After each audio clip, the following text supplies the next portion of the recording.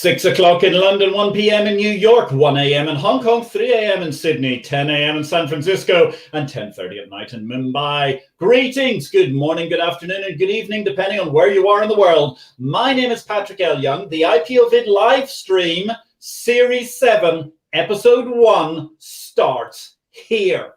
Oh, the joys of summer in the Northern Hemisphere. Actually, ladies and gentlemen, I must declare this is going to be our last live stream for the time being. We'll be back in the middle of September, largely because of, well, the heat and the light and the summer and all those sorts of things happening to us. Of course, this was the week where it was all coming home, until it was decided that even football, let alone the summer holidays, would be subjected to 2 PCR tests and indeed a lengthy quarantine. In the case of football, that's going to last until 2027, when apparently there's a World Cup, at which point in time football will be coming home once again, apparently, or so says the mainstream media. Meanwhile, the streets of Valletta saw mass rights of Maltese supporting England, whose hopes were dashed, albeit they were relieved that at least in previous, much more significant confrontations, the English didn't deign to try penalties to decide the results with the Axis powers. Now, of course, that's just a very flippant way of introducing what is our midsummer edition, ladies and gentlemen. All this and more, of course, has been covered in greater detail in Exchange Invest Daily, the unique newsletter of the Bourse Business. Send us an email or hit me up, Patrick L. Young, on whatever social media stream you're watching this evening, and we'll be happy to sign you up for a free 30-day trial so that you can keep reading about what's happening in the parish of markets, the world of exchanges and financial market structure right across the summer while we're taking a break from IPO-VID live stream until mid-September. Our guest today, ladies and gentlemen, is Dr. Robert Barnes, and it's the view from subscriber number 1, because indeed he was the very, very first man to pay for a subscription to the Exchange Invest newsletter. However, that's only one tiny microcosm, one might say, almost one little biological particle of his incredible history and career to date. He is a certified bioscientist. That's where his doctorate originally comes from, before he found the wonderful world of markets. Nowadays, he's the group head of Securities Trading and the CEO of Turquoise Global Holdings. Group head of Securities Trading, of course, being an epithet which goes with that most incredible household name in the world of securities exchanges, the London Stock Exchange Group. Previously, before joining London Stock Exchange Group in 2013, Robert worked at UBS in various roles, including as managing director of Equities, and he was actually the founding CEO of the successful MTF, Multilateral Trading Facility, an alternative place to trade shares, the UBS MTF. He's had many industry roles over the years, having served as chairman of the Securities Trading Committee of the London Investment Banking Association and participated in a wide range of key advisory and policy groups within the financial services sector, including the UK FSA's Capital Markets Senior Practitioner Committee and the European Commission's Clearing and Settlement Expert Group. Robert holds a BA from Harvard, a PhD from Cambridge, and is a Chartered Fellow of the Chartered Institute for Securities and Investment. Ladies and gentlemen, welcome to the show. It's the word from subscriber number 1. Robert, good evening. Where in the world are you today? Well, Patrick, thank you very much for that kind introduction. And it's my privilege to be speaking live from the City of London here in the UK. Thank you. Fantastic. So there you are. You're live in the City of London. How are things in the City of London these days? I have to say the city is feeling great. In fact, I recall your own great book, Capital Markets Revolution, where you called for liquidity, accessibility, transparency. And I think for all of us in the parish, having had the experience of starting on the floor to seeing the introduction of the internet to the electronification of the markets, those very themes continue today. That's very interesting, Robert, because you're right. I mean, good grief, it's 22 years ago. It's 22 years ago just the other week that Capital Market Revolution was first published by the Financial Times Prentice Hall. And at that point in time, it all seemed rather radical, didn't it? I mean, a lot of this stuff wasn't being widely talked about. And in fact, you and I, we share an interesting piece of pedigree because, of course, I don't have a PhD and I didn't go to Harvard, but we did serve in one of the great finishing schools of the 20th century, the floor of the London International Financial Futures Exchange. Now, tell us, what was it like to have recently completed a PhD and then find yourself in this amazing well, somewhat zoological garden of financial markets? Well, candidly, I recall the gentleman that hired me said, Robert, I've hired you for your integrity, but you don't know much about finance. You're heading down as a yellow jacket on the floor. And I would say it was really one of the most remarkable learning experiences to be able to climb up to the back of the pit, to look down and see the action.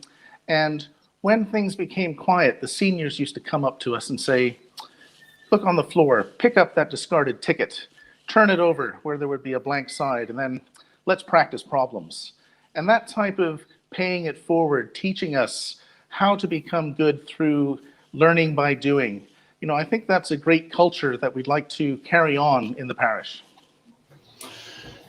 That's a great point, isn't it? And certainly, one of the most exciting things, most interesting things about Open Outcry was genuinely the community.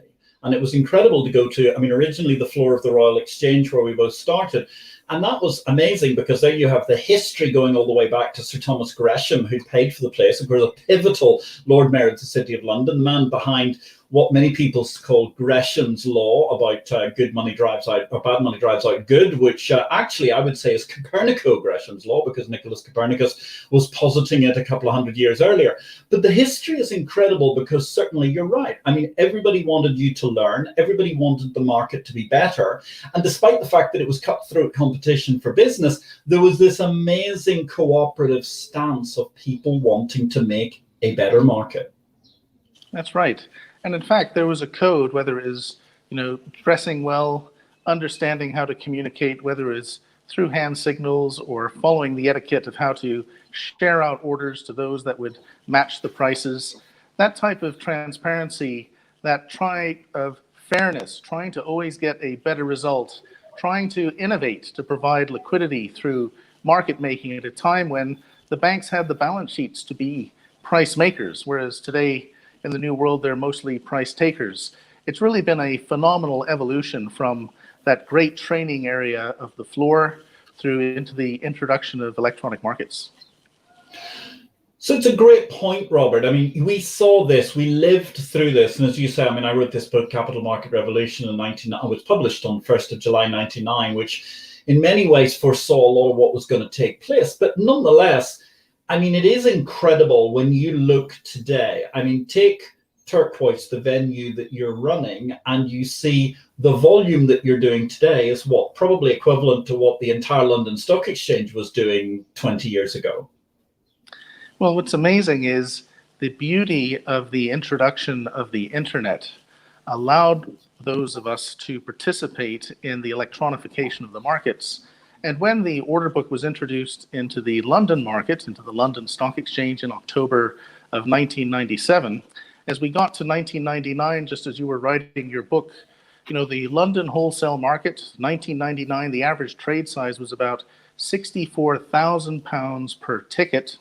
And of course, what happened over time, like many, if not all exchanges worldwide that have gone electronic, the average trade size began to shrink. So you go from £64,000 per trade in the kind of number one wholesale international market, London Stock Exchange.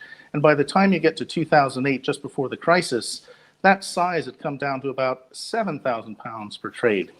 At the same time, the value growing on London Stock Exchange really grew by a factor of 6 times. But interestingly enough, because the average trade size has come down so much, the number of tickets was actually going up 35 times.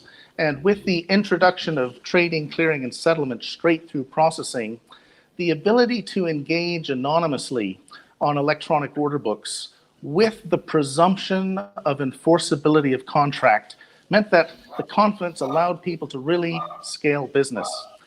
And when we think about what was also special at that particular time, in 99, 2000, and in 2001, when I think also your book was published, what was fascinating was the publication in February of 2001, the famous Wise Men Report. The Wise Men Report commissioned by the European finance ministers, who had really made some interesting observations that demographics, people in developed countries, particularly in Europe, were getting older and living longer, which is a good thing. But interestingly enough, there were needs for the reliance on direct contribution pensions, this great shift from final salary to direct contribution pensions. And in that Wise Men report, they made some observations. They said, well, over a period of time from the mid-1980s to the late 1990s, assets growing in Europe were growing about 6.5%, but in the United States, they were growing more than 10%. So the question is why? Well, one of the observations was in Europe, which was a collection of individual countries, the cost of trading, clearing, and settlement, and particularly cross-border trading, clearing, and settlement, was adding a frictional cost. And so one of the tools that regulators had at the time was to introduce competitive entry to try and address those costs. And your question is a great one, Patrick, because one of those entrants that appeared in 2006 as an idea and went live in 2008 was Turquoise, and the ability to have one connection to trade multiple countries. And we've grown from nothing to doing about 2.5 billion euros a day. Of course, London Stock Exchange is doing about 4 billion sterling a day, and together you have a phenomenal liquidity pool of what is in the UK the #1 single country equity market in Europe, and a pan-European platform that's accessible through the London data center. Thank you. It's absolutely fascinating altogether. The bells are ringing from the churches of Valletta, saluting your £4 billion a day. And what was that, 2.5 billion euros a day? I mean, this is sensational numbers altogether, Robert. You think about how it's going on. And yes, it's interesting to look at the average trade size, because as you say, going up 35 times the number of tickets. And therefore, we've reached the point where in this day and age, I mean, there are actually probably Groupon coupons, or at least gift coupons, that are actually larger than the average trade size on a lot of the stock exchanges in the world. No bad thing. It just shows how efficient those markets have become. But yes, you're right. I mean, looking back to the Wise Men and the reports of the early 2000s in the European Union, there was an incredible momentum then to truly improve the European markets.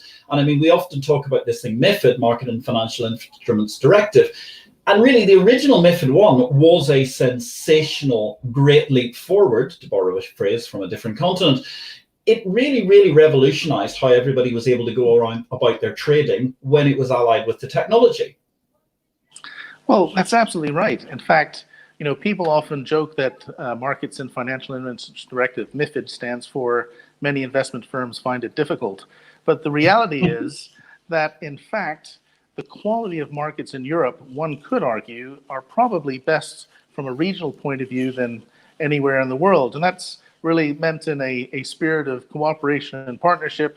But if we take a look how fascinating the European markets have evolved today, even with alternate venues that are trading and competing with the primary stock exchanges, the primary stock exchanges each today, intraday, still are representing the majority, over 50% of the daily value of intraday order book activity. That's not necessarily the case in, say, the Americas, where you may have the primary markets and much, much less than 50% of the stock trades on the venue that it was listed. The other thing that's really fascinating about London is how many of the stocks are liquid. If you just even look at the indices, FTSE 100 is the blue chip number of securities. The Eurostoxx 50, the DAX 30, CAC 40. I mean, the FTSE 100 is our blue chip index. The FTSE 250 is the mid cap index. We've also got the most successful growth market, which has just celebrated 26 years strong, which is the AIM market, and that has a combination of order book as well as still quote driven activity. And of course, we're also blessed worldwide with more international members connected into the London Stock Exchange for that dynamic cash market. In fact, I was speaking to a colleague earlier today and said, what do you think is special about the London cash markets?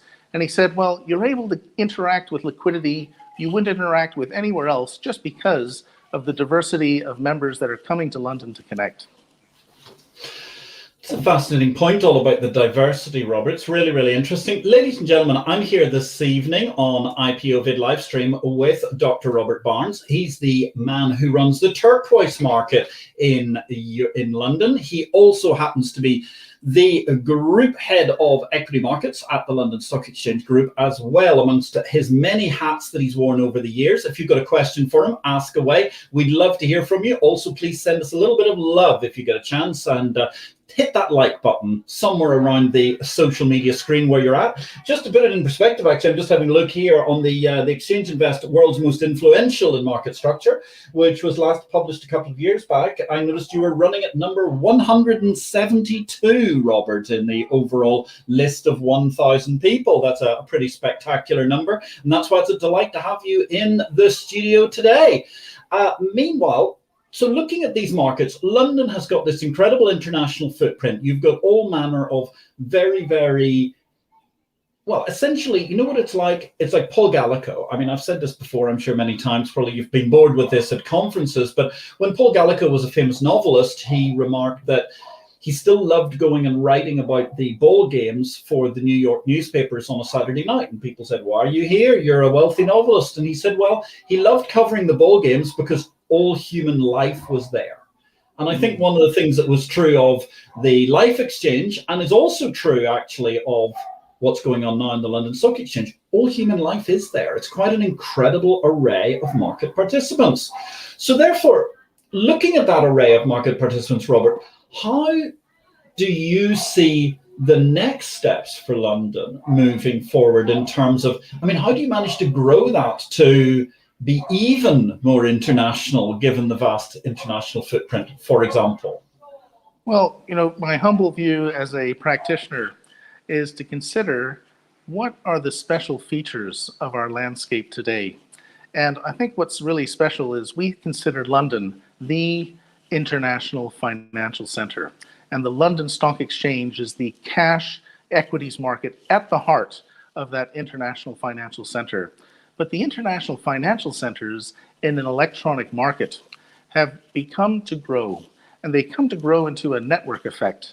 And when I think of the Global Financial Centers Index that Zien publishes, they had a count of 74 international financial centers in 2013.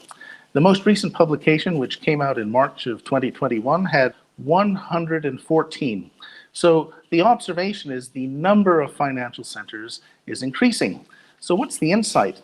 The insight is that in an electronic world of connectivity, as financial centers connect, they can thrive. And what lessons can we learn elsewhere in the equities market? Well, when we consider there are trillion-dollar market cap companies in the world now, like Apple and Amazon and others, you know, what is special about what these companies have done? Well, with Apple, how many people are now buying VHS cassettes to watch video or CD-ROMs to listen to music? It's literally, you know, tap on the button on the mobile and participate in the content delivery. It's been that digitization of that experience. If we take a look at Amazon, the amazing ability to kind of type a few keys, and like magic, the groceries appear outside your door instead of having to lug to the store and bring things back and transport. It's the digitization of that workflow. Well, ladies and gentlemen, it's our privilege to be in the finance industry, and we're now in the digital revolution that you had called for all those years ago, Patrick. The fact that when we look at Metcalfe's law, which was really talking about, I guess, network effects, that the value of the network grows with the square of the number of nodes, we really have an opportunity to work together to try and get those scale economies as we work together to give a better result on a consistent basis for the end investor. And that really is the definition of best execution. Fascinating, Robert. So you've drawn together two really interesting strands there, because you're talking about best execution. And obviously that's something which I know within Turquoise you have, if you don't mind by putting it politely, obsessed over for the course of the last 8 years as you've been trying to get the absolute best possible execution. We'll talk about that in a minute. But it's very interesting how you talk about capital raising, because certainly, I mean, AM has had an unprecedented success. I mean, it's surely not only the most successful marketplace in Europe for SMEs, I would have thought it must be the most successful marketplace for SMEs in the world in terms of just going out, raising capital, and being a great nurturing point for the companies of tomorrow. And that must make it really a challenge, because from your Turquoise perspective, you're obviously part of a group that's trying to go through the entire process, the entire cycle of raising money and making companies tradable. Well, thank you. I mean, that's a great observation. So firstly, when we think about the act of capital raising and underwriting, this is a business that can happen worldwide without borders. And it's fascinating to see how markets like AIM can be a great platform to serve entrepreneurs all over the world. And in fact, what's fascinating is in markets like the United States that are so successful in raising these absolute mega caps, for many companies that are trying to raise capital below, say, $1 billion, it can be a real challenge. And this is where AIM comes in to be so attractive. I mean, one of the great case studies I recall was, a company called Boku from San Francisco that set up, was a payment company which now connects to, say, 50 different countries. They decided to raise their capital in London, on the London Stock Exchange, on AIM. And what was fascinating about that particular case study were the original investors, Index, Khosla, Andreessen Horowitz. I mean, some of the, Rolls-Royce names, Blue Ribbon names in private equity. But when they did the capital raise, and it was about 100 million, a particularly niche size, who joined the shareholder list? River and Mercantile, Legal and General, Schroders, some of the biggest long-term institutional asset managers. And that's the beauty of the public markets, because when you win those institutional asset managers, they can be there to provide the follow-on capital for your growth. That's the real magic of the public markets. If we then come down into the secondary trading, the London Stock Exchange being the deepest, most liquid cash equity primary market in Europe, you have not only the intraday trading, you have a jewel at the end of the day, which is the closing auction, that instant of record of reference that contributes to values for fund managers, to the index calculations. It's also great for passive managers who want to continue to grow those assets under management, for those that want good trackers at a low cost. But of course, the majority of asset managers in Europe are still active stock pickers. And while they like to have the liquidity events of the closing auction, and in London, for some of the securities, it can be 30% of the daily value in that one instant, they love that closing auction, but they don't only want to have to find the closing auction as a liquidity event if they want to do large blocks. And one of the features of Turquoise as part of the London Stock Exchange Group has been to complement that deep cash equity liquidity of the lit order book on the London Stock Exchange with the ability to trade at the midpoint of the best bid and offer, and to solve, in partnership with asset managers, one of the great engineering puzzles of finance: how to trade large blocks on order book inside the touch where the buyer and seller both get price improvement. And together, the London Stock Exchange and Turquoise really give the result where there is a constant focus on reducing the slippage cost at the time of transaction. And of course, today, in a world where interest rates are low and investors are looking for growth, being able to trade with low slippage cost positively compounds to give long-term investment returns. Thank you.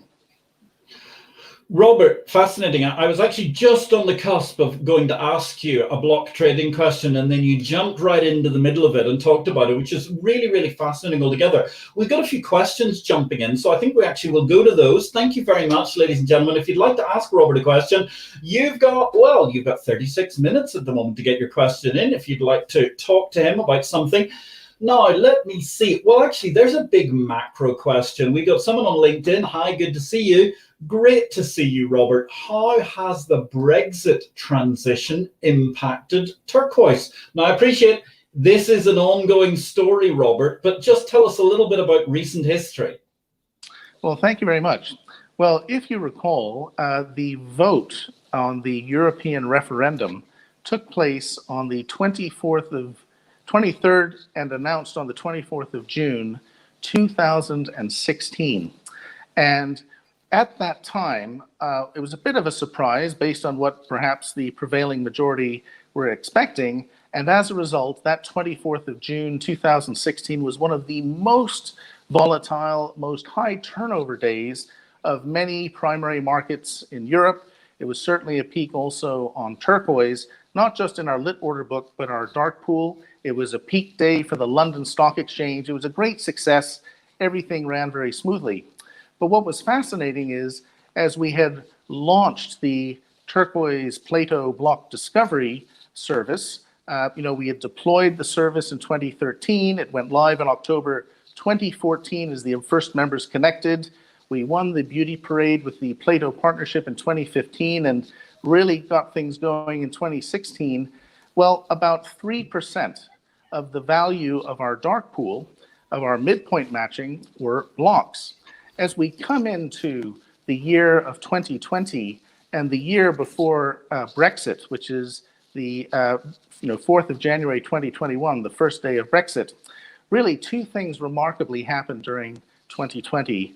The first, with the pandemic, was the fact that across all of us in the parish, all of the primary stock exchanges, the market stayed open. And I think in London, this was a particularly great story of how the authorities came together to allow temporary rules, and the investors and the issuers came together, and there were very significant capital raisings. The market stayed open. And at the same time, with that deep liquidity that we saw on the London Stock Exchange cash equity market and the closing auction providing that liquidity event at the end of the day, the proportion of electronic block trades at the midpoint on Turquoise grew to be more than 50%. And even when we had days like the 9th of March 2020, which was Black Monday and the market going down, or 9th of November 2020, when the market surged upwards on the euphoria of vaccines, even though the markets were quite volatile, we had all-time records of activity of matching at the midpoint for the electronic block trades. In fact, the same dark pool turnover records in March and November of 2020 as we had in the total turnover on the 24th of June 2016. But whereas 3% of the activity in 2016 were blocks, by 2020 it was now more than 50%. The insight, electronic block trading had become mainstream.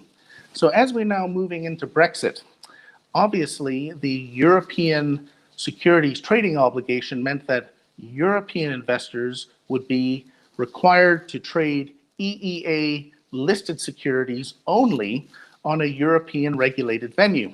And so therefore, to provide continuity of service, we launched a completely new duplicate exchange called Turquoise Europe, which was regulated within the continent from Amsterdam. And we were very pleased as we moved into the 4th of January, complete continuity of service. In fact, our Turquoise European lit activity, as a venue, is relatively small compared to the primaries.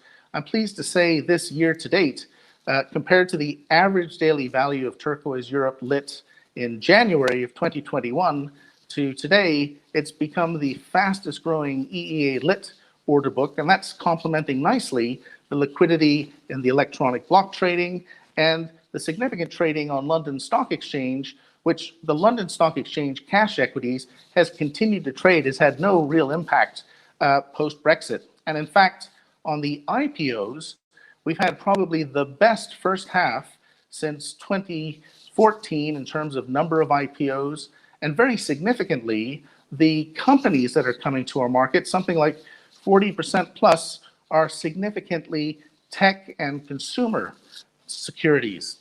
So when you consider last week, we also had the remarkable innovation of the direct listing of Wise, otherwise formerly known as TransferWise, serving investors around the world, transferring money in really efficient ways. There are lots of ways we are listening and returning with new innovations to help investors get their business done. And I think actually, Robert, you suddenly piqued the interest of the production gallery there, because actually, full disclosure, they all get paid via Wise because it's simply the most efficient business. That was a spectacular IPO actually last week. And I mean, I just, ladies and gentlemen, I'm here this evening with Robert Barnes. We've got several questions stacked up. We're going to be talking to those questioners in a moment, and we're going to be discussing that. But it was interesting. I mean, the whole Wise IPO, £8 billion in value created there. Very, very smooth operation, quite sensational altogether. Well done, all the folks at the LSEG. Let's move to a well-known figure in the financial market sphere, Alex Wilkinson. Good evening, Alex. Great to see you again. Hi, Robert. Do you see the change in the aggregate costs in the acquisition of value at risk in the equity markets over the last 20 years? Wow, that is an excellent question. Well, I mean, Alex, I'm going to defer to you because I know you are a great expert in this particular space. What I would say is that it's interesting to notice how the clearinghouses have moved to a value at risk methodology. And I think most recently, if you look in the continent, LCH-SA, which is the French-based Paris clearinghouse, which serves all of the Euronext ISINs, Euronext also a very well-respected market, they are recently moving from SPAN, which was the standard portfolio analysis of risk model. In fact, that was the model, Patrick, you may recall, that Life used to use with LCH in the calculation in all those years ago, to a VAR model. And so I think with the VAR model, you tend to find that the potential calculation hopefully gives more transparency, but the margin is able to be calculated in a way that is more efficient. So I would happily, Alex, get your further feedback on your opinion on where you think that particular trend has gone. Thank you, sir.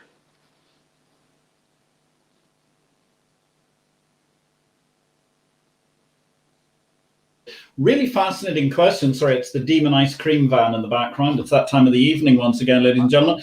Fascinating altogether, the whole issue. I mean, we're discussing these minor pieces of risk these days, which is quite sensational, because if you think about it, 20 odd years ago, well, back to this book. I mean, I published that and I said, why don't we have central counterparty clearing to get over the hump in that time that they're trying to settle their equities? At that point in time, it was mostly quite often T+5 in a lot of places, T+3 in some, T+2 in others, and everybody thought it was ridiculous. And here we are with Alex giving us a fascinating question about the minutiae of value at risk calculations, which demonstrates how much more sophisticated the plumbing has become behind the scenes. I mean, it's quite a sensational move forward, isn't it, Robert?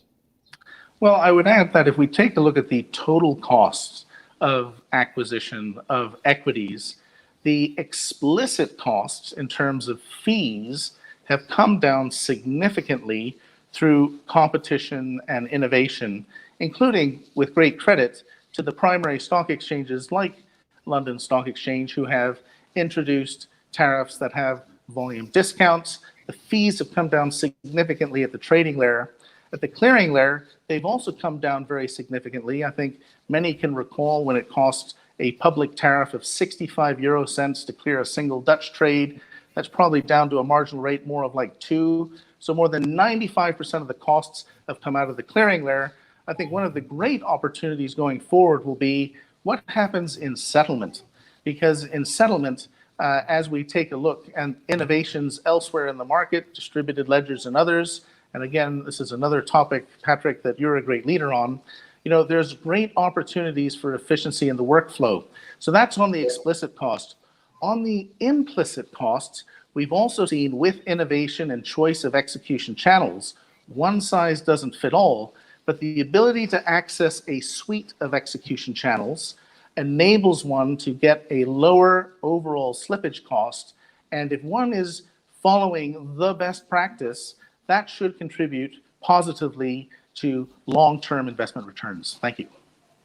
Well, that's a very, very interesting point. I'm going to go back to the questions in a minute, actually. And thank you very much, Alex Wilkinson. You've left a lovely comment.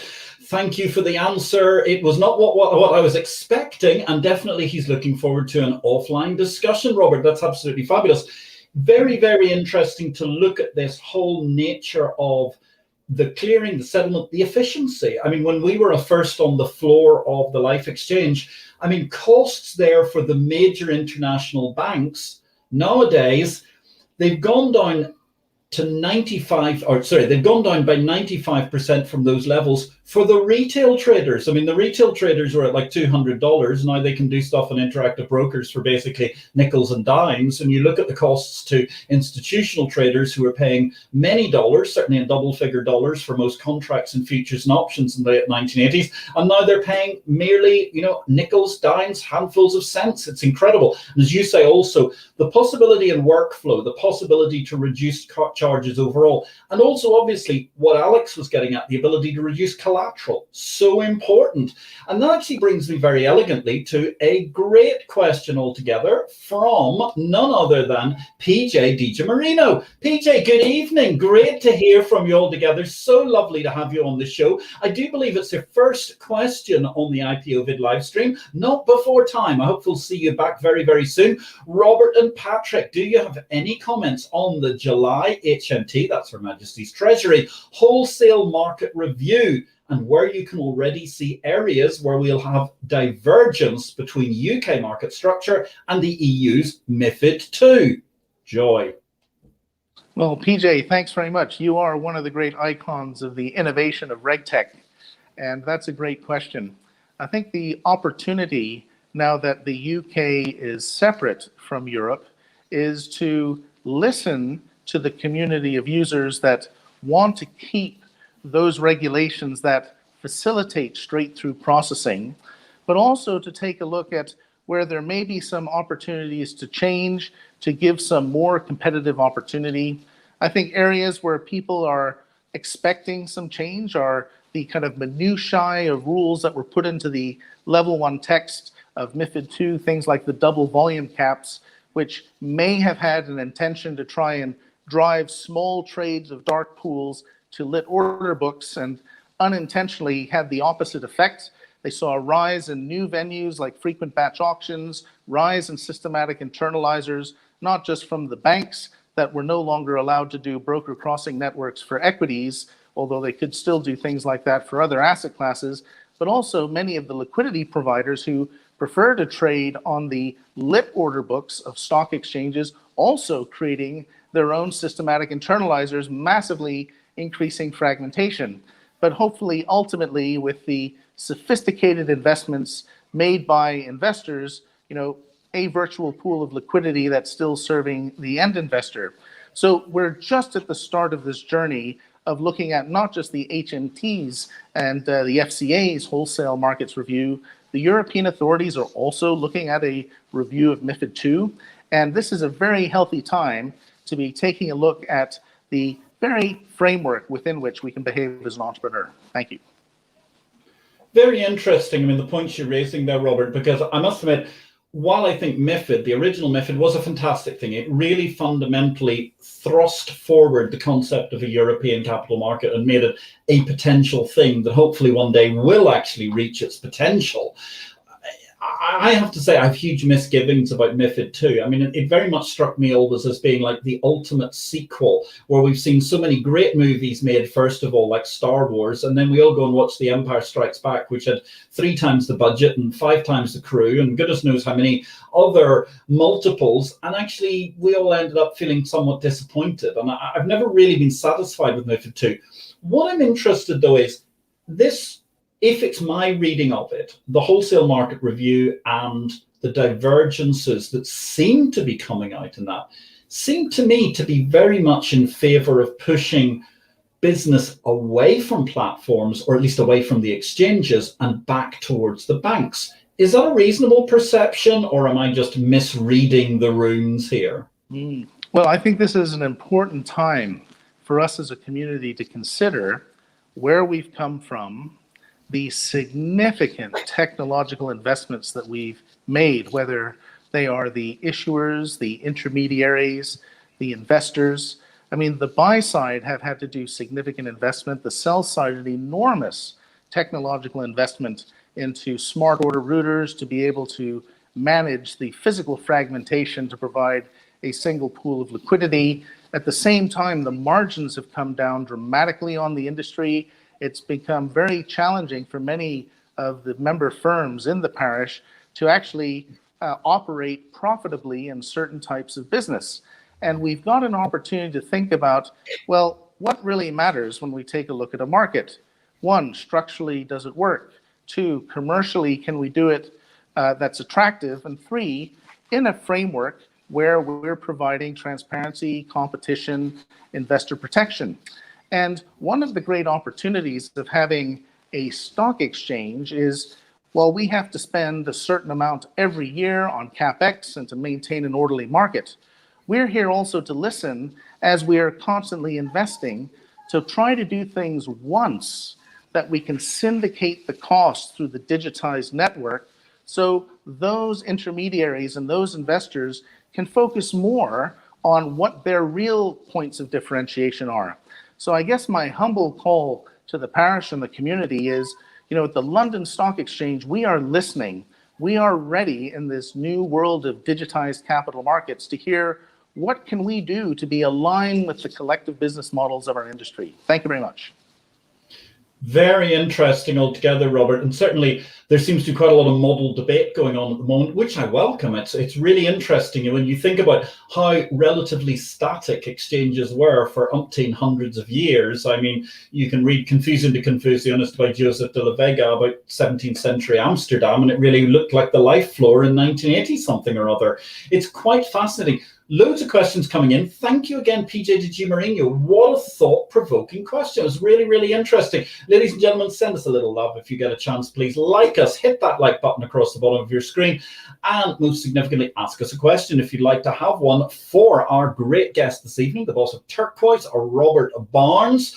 Oh, so two quick fire questions for you here, Robert, that might require slightly longer answers. First of all, the Great Women on IT organization, they'll be back tomorrow evening with their positivity hacks delivered at 6 p.m., I do believe, European time. I look forward to that. How did your team cope with the COVID lockdowns, Robert? Well, thank you very much. Well, firstly, I must say the team have done an absolutely extraordinary job across London Stock Exchange and Turquoise. And when we first went into the 3 weeks of expected work from home that extended into more than a year, I think many people were pleasantly surprised at how smoothly the technology worked. I mean, we really are blessed at London Stock Exchange to have an absolutely stellar technology team, IT support team, whether it's from managing the global matching engines to our actual desk support. And we found two things. One, not only did our commuter connectivity worked so smoothly, but number two, we found we were also very able to connect to our customers. In fact, without all the time of transporting in terms of having meetings, we were often able to get access to customers more dynamically. So overall, the simple answer is it worked surprisingly well, much better than expected. And I think now, as we've heard elsewhere, the hybrid muscles of doing a combined working from the office and working remotely will probably continue. Thank you. I think that's a great point, Robert. And actually, I think one of the best things that came out of this, thank you very much, Woman on It, for the great question. One of the most important series of things came out of it was, one, the parish of exchanges, including London Stock Exchange Group and Turquoise, were sensational. All of that planning, the investment that's been made over many years really came through, and you saw a paucity of days of downtime, which was fantastic. Second of all, I think the interesting thing is looking at your capital raising markets, and you mentioned how it was relatively easy to deal with people, to speak to people, but I think it's fascinating because look at the way that roadshows took place. Look at the amount of money that was raised in the second quarter even of last year, when people were trying to bring forward new and interesting offers in order to make sure that their businesses were shored up or selling bonds, whatever. And the way we're able to do that online, viva the Zoom ability to Zoom your way around a roadshow. It's just fantastic. Robert, I've got a fascinating comment come in here from PJ de Mourinho, who's going to block out most of the screen here. We're going to have to look over it rather intriguingly. Look, PJ de Mourinho, thank you, Robert and Patrick. Just for the record, I think this is you, Robert. I blame you for getting me into MiFID 2. Sure, in MiFID 1. Surely it couldn't have been me. I couldn't agree more. Now is the time to leverage new digital standards and bring down the cost of pre- and post-trade transparency. We're getting good traction with EMIR refit digital regulatory reporting, and I hope to follow up on how we can leverage the approach for MiFID 3, which hopefully will be the third sequel where they actually spend a lot more time and effort on crafting the script rather than making everything work. So he's looking forward to following up with both of us. I look forward to hearing from you, PJ, and I think I can speak for Robert when I say he looks forward to hearing from you too. Thank you for your questions this evening. Really super. And actually, I'm going to jump, Robert, because we've got a great question here from one of our regular viewers, Ruben in the Jikian. It's great to see you, Ruben. Thank you very much. Now, may proliferation of online marketplaces bring fragmentation of stock exchanges by introducing new players? Is there a risk for London as a financial centre to be outcompeted due to Brexit? Well, thank you very much for that excellent question. What I would say is, with change comes opportunity. And I think one thing that's special about all of us in the parish, no matter what market center we are, is that we've had the great resilience to continue to evolve.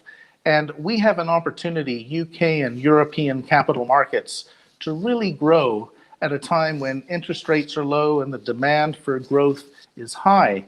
And in fact, I would argue that London Stock Exchange, far from being outcompeting, is continuing to thrive and shine when you take a look at the deep liquidity in the cash equity markets.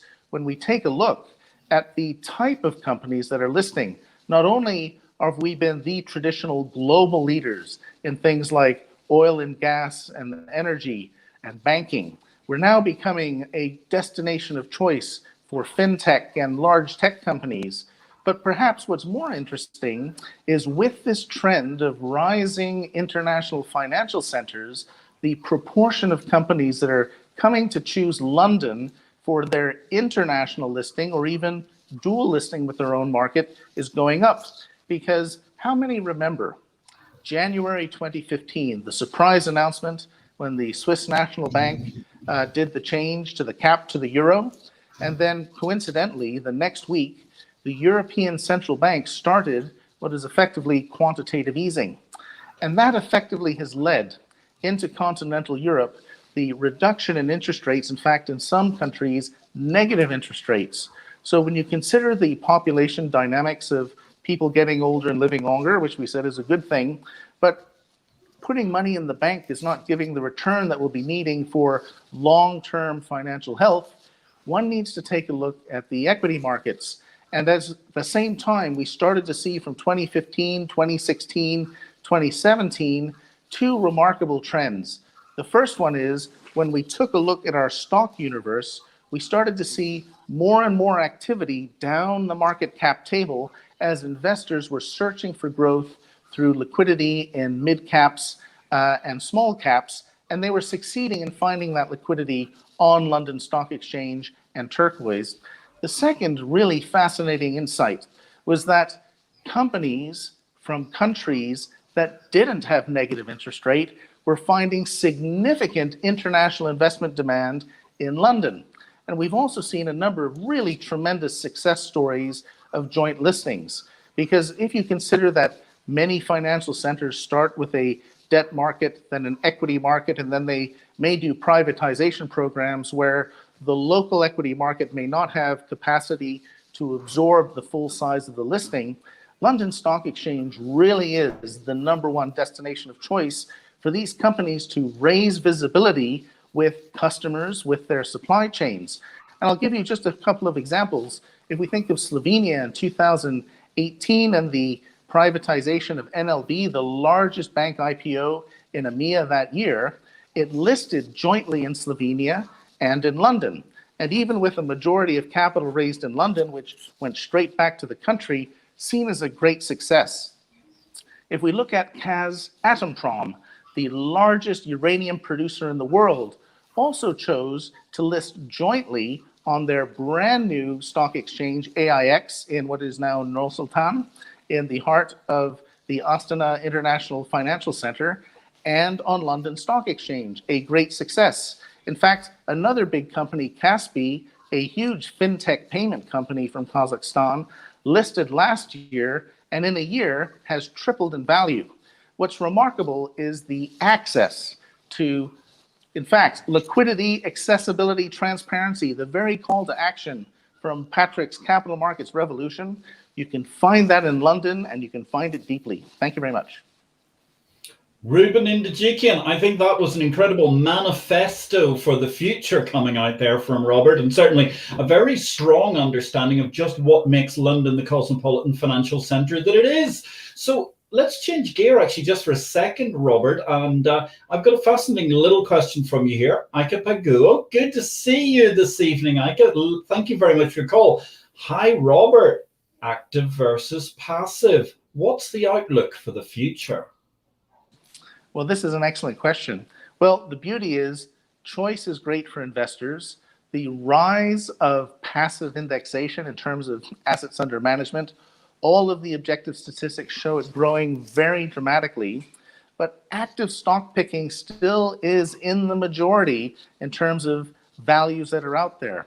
So what we will see is both active and passive will continue to thrive, and as the humble market operator, we will continue to strive to constantly innovate to reduce the slippage cost, whether you're passive or active, to help contribute to long-term investment returns. Thank you. So that's fascinating. I mean, you're talking about that. You've talked a lot about the cosmopolitanism, if I may put it that way, of the London market, international players, players of different sizes, multiple different markets. I mean, I always talk about the very largest exchange groups in the world as all being department stores. And the reason I call them department stores is because if you look at Young's pyramid of exchanges, I mean, they are the biggest businesses. They're very diversified. And rather like department stores, no two department stores are identical. But if you blindfold somebody and walk them into a department store, they know exactly that they're in a department store when you take the blindfold off. And that's fascinating because when we look at the LSEG's overall offering, it's fascinating. Big department store offering. We've got your colleagues in derivatives and so on. We had Andy Ross on this show some months ago. It was a great interview altogether, talking from LSEG's curve. When I, Robert, look at what you've been thinking about and looking and doing and integrating at London Stock Exchange Group, I find it very, very exciting because you're trying to offer so many different alternatives to people, from capital raising at the small end all the way through to capital raising at the large end. But I'm fascinated to bring you back to some of the stuff you were talking about earlier, particularly within the Turquoise model, because of course, full disclosure, I used to be on the board of Liquidnet in Europe, and Liquidnet was at that time the biggest of the block traders. But it's very interesting how, as recently as 5-6 years ago when I left that board, block trading businesses were still seen as a separate franchise to the exchanges. Now you've brought together, and you've already talked about it a little bit, but I'd like you to talk about it a little bit more, homogenizing all human life into what is essentially one amazing three-dimensional hybrid order book. It looks a bit like some of these things you must have been looking at when you were looking at biotech, when you were doing your PhD, because there seems to be nodes and germs and all sorts of things going everywhere, protons, neutrons, croutons, that sort of thing. And it's a fascinating overall hybrid basis. How do you manage to bring that all together into essentially one venue and still make it work? Well, thank you very much. This is an excellent question. When we look at the London Stock Exchange cash equity market, where it has the majority of lit activity every single day, it is the go-to exchange for liquidity. But like all exchanges worldwide, the average trade size has come down. And when you have institutions, pension funds, insurance companies, long-term investors that want to trade large size, well, there are two ways to do it. You can slice it into little pieces and send them in a small amount to try and hide in plain sight, or you might actually decide to trade, and you might have to wait a period of time till you find someone and then maybe price that quite far away from where you can actually see the particular touch. And this is where firms like Liquidnet and others have really innovated as brokers, where they've been able to get together a certain addressable liquidity and try to find out mechanisms where they can match together. So the feature of London Stock Exchange and Turquoise, London Stock Exchange as an exchange is broker neutral. And what that means is, while each broker in the community will do as much as they can, and they should, to try and match their existing customers together to give a better result, well, the largest global addressable pool will be in the broker neutral center. And with LiquidNet and others, what's special about London Stock Exchange and Turquoise is their comfort in being able to participate in the broker neutral center.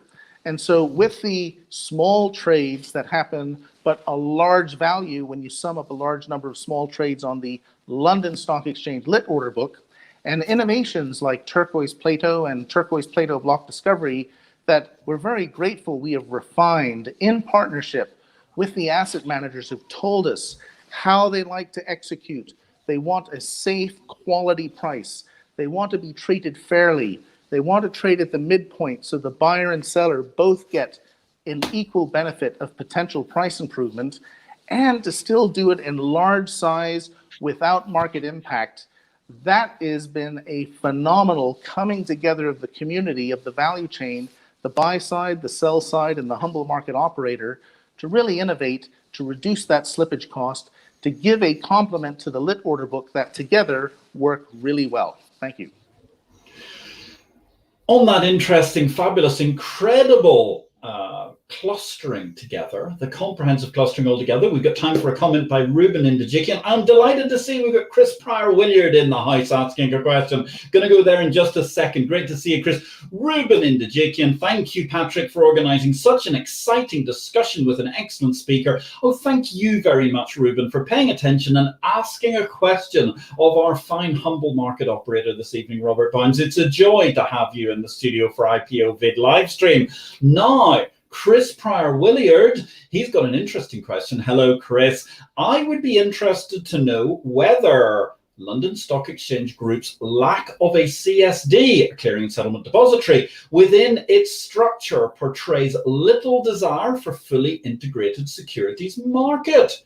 And I do not think that LCH ownership counts in terms of the post-trade service delivery. Interesting one for you there, Robert. Well, Chris, first, it's delighting to see you again, and you are also one of the great settlement experts in our industry. What I would humbly observe is there are really two types of settlement.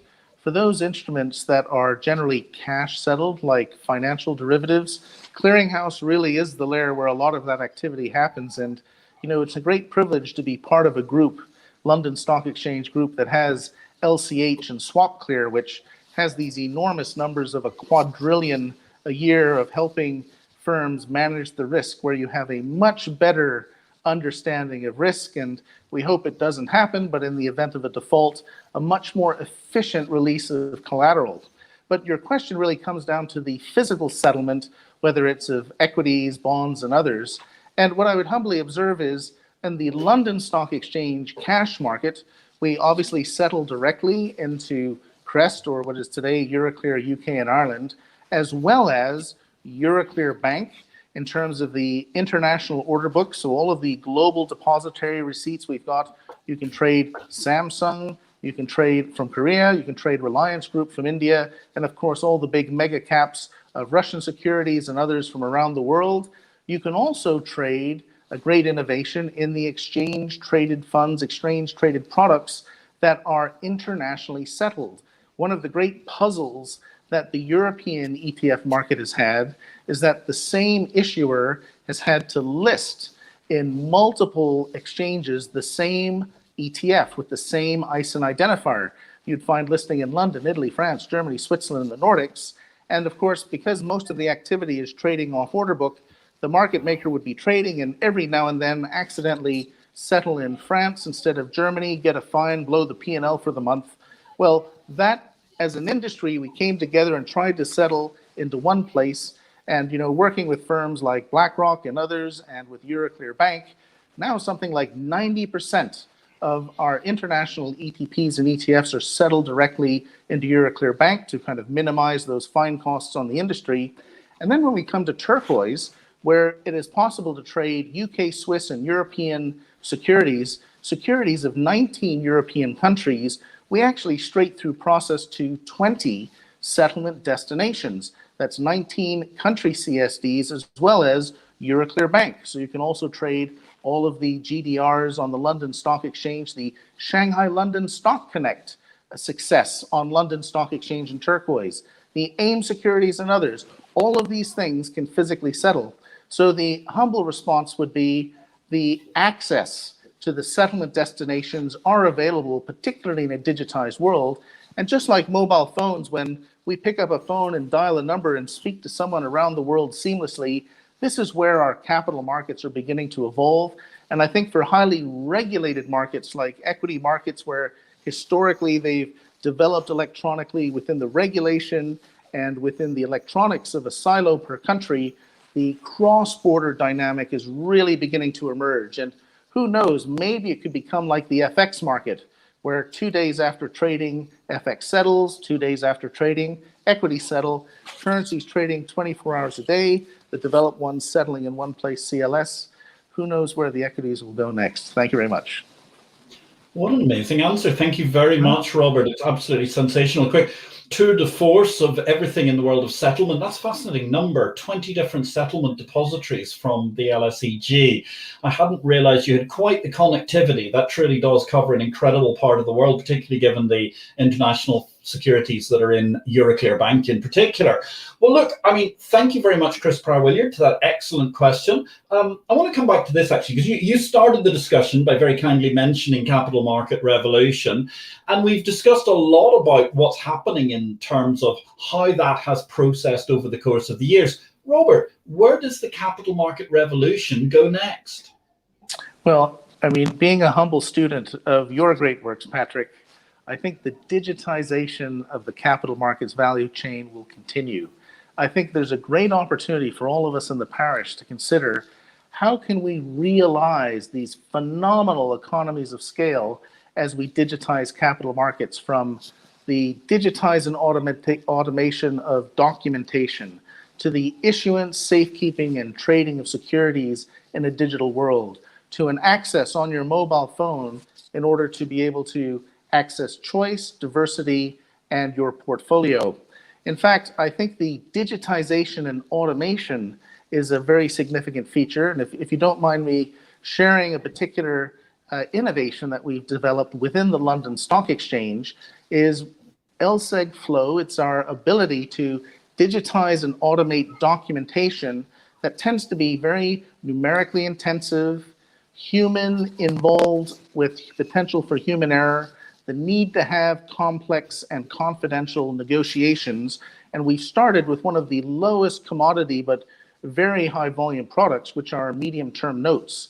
If you think about medium-term note programs, you tend to have a lot of detail, a lot of numbers. They're very manual. They're open to potentially mistakes. If you can digitize and automate that at the beginning, and then you bring in the issuance and you can then list on your exchange of choice, this suddenly enables a lot more ability to scale, not just from medium-term notes, but into syndicated debt, ultimately into funds and equities. So the digitization of the capital markets workflow starts at the very beginning, but it goes all the way through the issuance, safekeeping, and trading. Thank you very much. Fascinating. A very, very interesting view of the future. So therefore, if those are the sorts of opportunities, and I think the truth is it's just such a target-rich environment, and we're barely really touching the surface of the capital market revolution, still 20-something years on, what does the future hold, therefore? Where does Robert Barnes go next? Well, hopefully on holiday in August, so we can all recharge our batteries from all the excitement that's going on. But what I would humbly observe is that when we look around the world, there are so many amazing entrepreneurs that are coming to market, the small, medium enterprises that are really the engines of growth, the engines of employment, the engines of the real economy. You know, as humble market operators, we're playing a very significant role in the real economy. And as humble market operators, we're listening, and certainly the London Stock Exchange, we're listening to the companies of the smallest size to the largest size to bring together the community of issuers, investors, and intermediaries. And what we're adding to the physical market of matching, trading, clearing, and settlement is the access to our digital ecosystem. In our primary markets, we've launched issuer services. In our securities trading, we've launched member services through a digital login. The opportunity to share insights around thought leadership, to participate in a marketplace to bring fintechs and our existing ecosystem together, and to get access to new value-added products all through the single point of access. That will also contribute to the future. And I look forward to listening and hearing suggestions from anyone on this video, anyone that's in our parish. It's a great privilege to be in our industry, and we really respect the opportunity to work together. Robert, on that note, that was absolutely phenomenal, discussing the whole staircase of capital through to the digital asset value chain, the entirety of the opportunity of things that can be reworked. Stunning opportunity. You mentioned the fact that you're hoping to head off for a summer break in August. I hope it's may your PCR tests be bounteous and indeed demonstrate no antibodies of an evil kind. And may you have a wonderful break. We're going to be taking a break as well, ladies and gentlemen. We're going to be back after Labor Day, so that's going to be September the 14th, by which time hopefully it will have cooled down just a little bit in the studio, so it won't be quite so profusely hot for making these videos. This has been, I think, a truly sensational IPO-VID livestream number 37. We've been talking about everything through the LSEG lens, and particularly acutely looking at Turquoise with its boss, Dr. Robert Barnes. I think it's fascinating to look at the way that electronic markets have not just grown the pie of volume, but also facilitated ever smaller ticket sizes from, good grief, you were saying somewhere around about £64,000 per average trade, and nowadays we're looking at something that's not that much bigger than gift vouchers that people can manage to buy in certain expensive department stores. It's been a great word from subscriber number 1. Thank you again, Robert Barnes, and I just want to thank all of our contributors today. Magnificent questions across the board. Alex Wilkinson, great to see you again. PJ de Gimarino, great to see you. Hope we'll see you back soon. Ruben Indijikian, once again, an excellent question all round. Woman on it, looking forward to your live stream tomorrow evening at 5 p.m. London time. Ika Paguo, thank you very much. And Chris Pryor-Williard, one of our stalwarts. Of course, ladies and gentlemen, if you're suffering from withdrawal symptoms, 2 things to say. 1, get yourself a copy of Victory or Death with forward by Jeffrey Sprecher, the chairman of the New York Stock Exchange, which was my latest tome that came out just as the COVID epidemic befell us last year. And of course, Exchange Invest will be back every day during the course of the summer holiday, bank holidays permitting, where you'll be able to get all of the gossip, all of the information, and everything at the water cooler of the parish of markets that you might to learn about, which is, of course, the daily reading of the chairman of the New York Stock Exchange, the chief executive of NASDAQ, and dear subscriber number 1, the chief executive of Turquoise, Robert Barnes. Robert, it's been a joy to have you on the show today. Ladies and gentlemen, have a fantastic summer if you're in the Northern Hemisphere. Have a super winter if you're in the Southern Hemisphere. If you're somewhere in between, you can always read Exchange Invest every day. My name is Patrick L. Young. Thank you very much for watching. Thanks to our studio team tonight, Veronica, Jamil, and Beata. Great job all round. IPO-VID livestream will return September 14th. Have a great week in life and markets. Enjoy summer. Thanks. Good evening.